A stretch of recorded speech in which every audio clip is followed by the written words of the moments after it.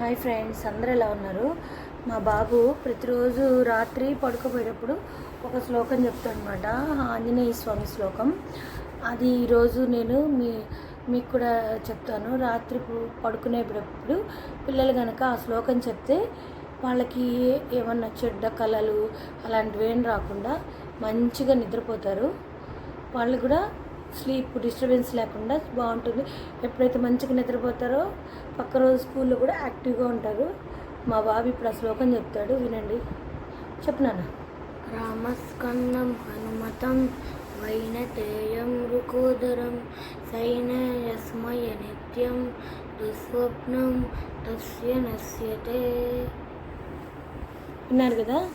ఈ శ్లోకం నేను కుదిరితే డిస్ప్లేలో కూడా ఇస్తానండి. నేను వీడియో కనుక నచ్చితే లైక్ చేయండి, షేర్ చేయండి, సబ్స్క్రైబ్ చేసుకోండి. Thank you friends.